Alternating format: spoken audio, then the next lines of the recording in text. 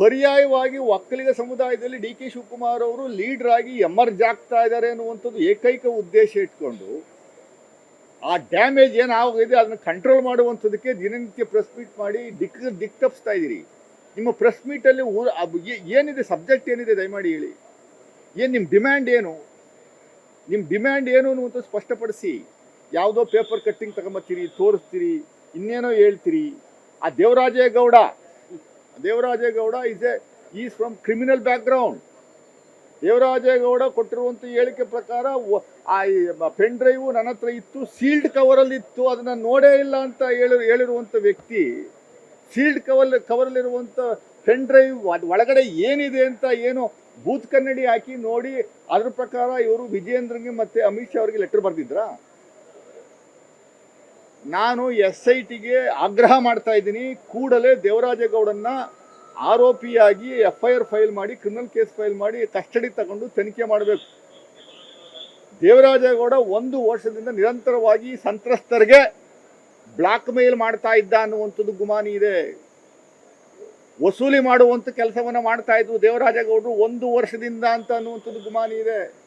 ನೆನ್ನೆ ಯಾವುದೋ ಒಂದು ಪ್ರೈವೇಟ್ TV ಚಾನೆಲನ್ನು ಗಮನಿಸಿದೆ, ಇವರು ಕೆಲವು ಮಹಿಳೆಯರಿಗೆ ಬ್ಲಾಕ್ ಮೇಲ್ ಮಾಡಿ ಮಂಚಕ್ಕೆ ಕರೆದಿರುವಂಥದ್ದು ಕಾಣ್ತಾ ಇದೆ, ದುಡ್ಡು ವಸೂಲಿ ಮಾಡ್ತಾ ಇರುವಂಥದ್ದು ಕಾಣ್ತಾ ಇದೆ. ಆಮೇಲೆ ಇದ್ದಕ್ಕಿದ್ದಂಗೆ ಡಿ ಕೆ ಶಿವಕುಮಾರ್ ವಿರುದ್ಧ ಆಪಾದನೆ ಮಾಡುವಂಥದ್ದಕ್ಕೆ ಸುಪಾರಿ ಕೊಟ್ಟಿರುವವರು ಯಾರು ಅನ್ನುವಂಥದ್ದು ಅವ್ರ ಬಾಯಿಂದ ಬರಬೇಕು ಈಚೆ. ಮಂಪರ್ ಪರೀಕ್ಷೆಗೆ ಒಳಪಡಿಸ್ಬೇಕು. ದೇವರಾಜೇಗೌಡನ ಮಂಪರ್ ಪರೀಕ್ಷೆಗೆ ಒಳಪಡಿಸಿದರೆ ಎಲ್ಲ ಸತ್ಯಾಸತ್ಯತೆ ಹೊರಗಡೆ ಬರುತ್ತೆ.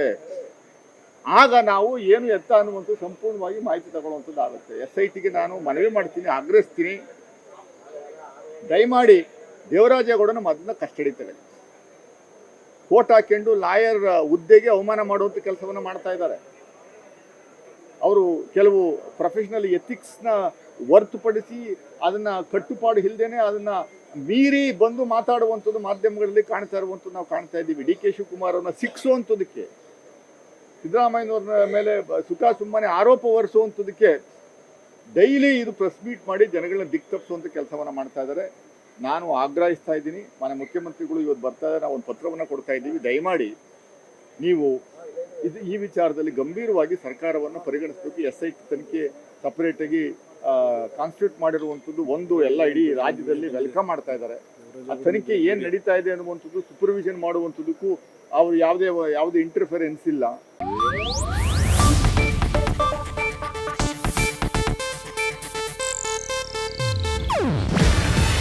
ಇದು ಏಷ್ಯಾನೆಟ್ ನ್ಯೂಸ್ ನೆಟ್ವರ್ಕ್ ಪ್ರಸ್ತುತಿ. ನೀವು ನೋಡ್ತಿದ್ದೀರಾ ಏಷ್ಯಾನೆಟ್ ಸುವರ್ಣ ನ್ಯೂಸ್.